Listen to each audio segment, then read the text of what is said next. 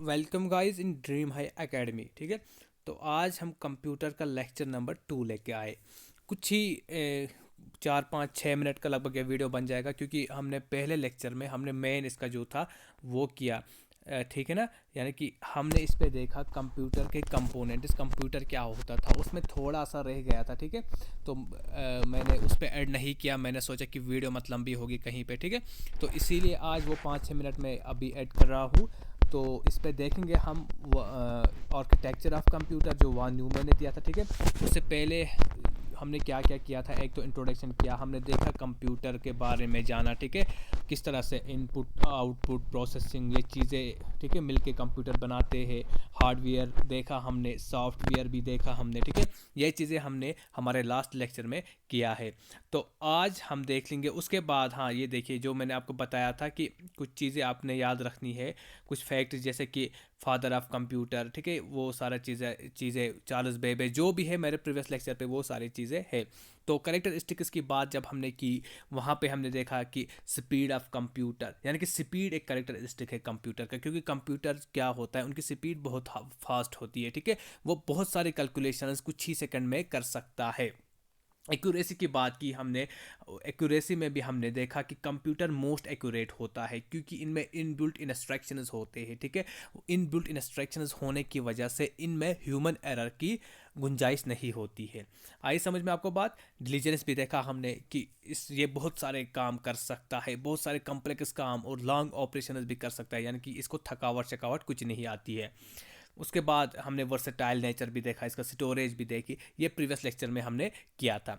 तो आज अगर बात कर लेंगे हम फंक्शनिंग या बेसिक ऑर्गेनाइजेशन ऑफ कंप्यूटर की, कंप्यूटर में क्या क्या होता है। ठीक है, किस तरह से कंप्यूटर काम करता है। और ये बात देखो, इसको ब्लॉक डायग्राम भी बोलते हैं। ठीक है, ब्लॉक डायग्राम या आर्किटेक्चर ऑफ कंप्यूटर बोला जाता है, या वॉन न्यूमैन आर्किटेक्चर। ठीक है, क्योंकि ये जो आर्किटेक्चर है, जहाँ पे आप ये देखोगे, ये डायग्राम, ये बेसिकली वॉन न्यूमैन ने दिया था। ठीक है, तो अभी हम यही देखेंगे कि इस डायग्राम में इसने क्या बोला। ठीक है, 5 6 मिनट का वीडियो बन जाएगा, ज़्यादा लंबा नहीं जाएगा वीडियो।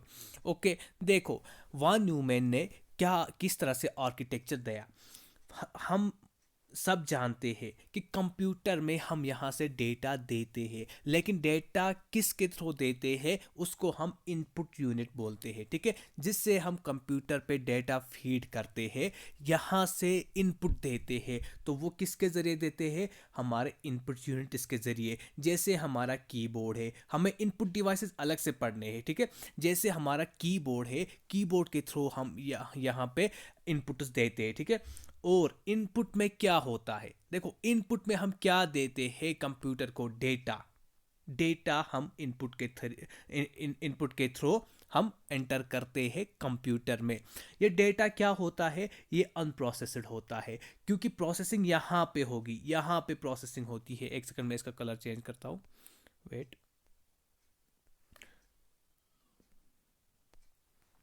यहाँ पे प्रोसेसिंग होगी, यहाँ पे प्रोसेसिंग होती है। ठीक है, तो अभी तक यहाँ पे डेटा प्रोसेसर नहीं है, अनप्रोसेस्ड है। यहाँ पे जब आ जाएगा, यहाँ पे प्रोसेसिंग यूनिट है। ठीक है, उसके बाद ये आउटपुट में जाएगा। तो जब आउटपुट में जाएगा, तो इसका मतलब कि अब ये डेटा प्रोसेसर डेटा बन गया। ठीक है, तो देखो किस तरह से ये काम करता है। जब हमने डेटा कंप्यूटर में इनपुट के जरिए हमने एंटर किया, तो देखो फ्रेमवर्क किस तरह से होता है। ये प्रोसेसिंग यूनिट है, यहाँ पे सीपीयू। ठीक है, कंट्रोल यूनिट और एएलयू मिला के इसको हम सीपीयू बोलते हैं, सेंट्रल प्रोसेसिंग यूनिट। ठीक है, ये इस डेटा को प्रोसेस करते हैं। प्रोसेसिंग यूनिट क्या करती है, जो भी रिक्वायर्ड ऑपरेशन है वो प्रोसेसिंग यूनिट पे होते हैं। जैसे कि मैंने आपको कल भी एग्जांपल दी, 2+2 कौन सा ऑपरेशन है, यहाँ पे प्लस का, और ये कहाँ पता चलती है, सीपीयू में। ठीक है, ये प्रोसेस करता है। अब तक ये प्रोसेस नहीं हुआ था, यहाँ पे प्रोसेस होने के बाद आउटपुट में कन्वर्ट होगा। और आउटपुट में क्या कन्वर्ट होता है, आउटपुट में बेसिकली हमारा डेटा कन्वर्ट होता है।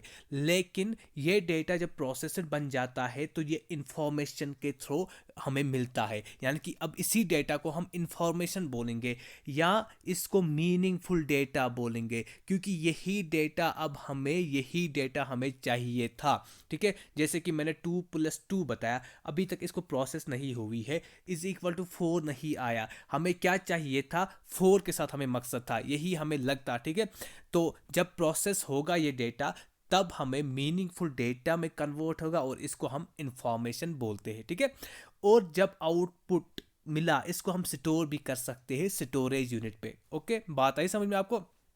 जब भी हम डेटा इंटर करते हैं, वो पहले स्टोरेज यूनिट में जाता है, उसके बाद कंट्रोल यूनिट में जाता है। ठीक है, कंट्रोल यूनिट में क्या होता है, कंट्रोल यूनिट में ये कंट्रोल यूनिट जो होती है ना, ये सुपरवाइज करती है, ठीक है, कोऑर्डिनेट करती है एक्टिविटीज़ को। ठीक है, तो इसको वॉन न्यूमैन डायग्राम भी बोलते हैं। क्यों बोलते हैं? क्योंकि ये आर्किटेक्चर जो है ये वॉन न्यूमैन ने दिया था। ठीक है, architecture given by von Newman.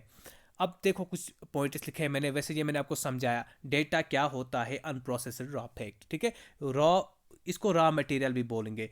क्या होता है, अगर इकोनॉमिक की भाषा में हम रॉ मटेरियल को समझेंगे, रॉ मटेरियल वो मटेरियल होता है जो अभी प्रोसेस नहीं हुआ है, जिसको अभी और प्रोसेसिंग करनी है हमें, ताकि फिर वो हमारे लिए कंजम्पशन के लिए वो काबिल रहेगा। ठीक है, फाइनल प्रोडक्ट आफ्टर प्रोसेसिंग बनता है, इसीलिए इसको रॉ फैक्ट्स बोलते हैं, क्योंकि अभी ये प्रोसेस नहीं हुआ है।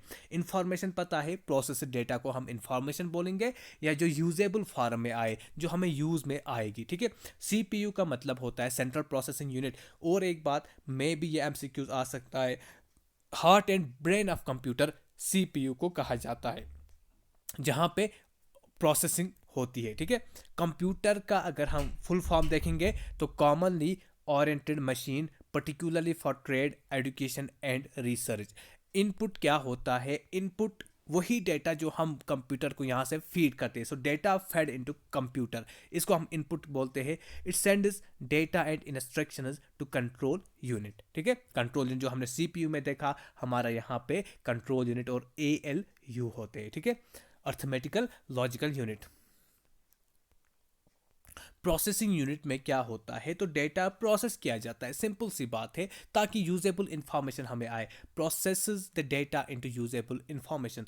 और आउटपुट में हमें डेटा मिलता है, हम काबिल होते हैं आउटपुट में, यानी कि आउटपुट हमें सिंपली क्या होता है, इंफॉर्मेशन देता है। ठीक है, इंफॉर्मेशन चाहे वो फिर आप स्क्रीन के थ्रू देखोगे, चाहे स्पीकर्स के थ्रू। ठीक है, आउटपुट डिवाइसेस हमने पढ़ने हैं।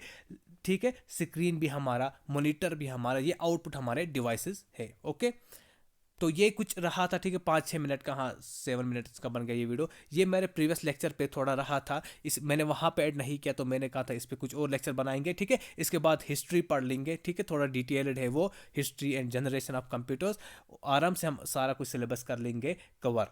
ठीक है, तो प्लीज़ कीप सपोर्टिंग अस, जितना हो सके हम आप लोगों के लिए कंटेंट डालते रहेंगे। Thank you very much, thanks.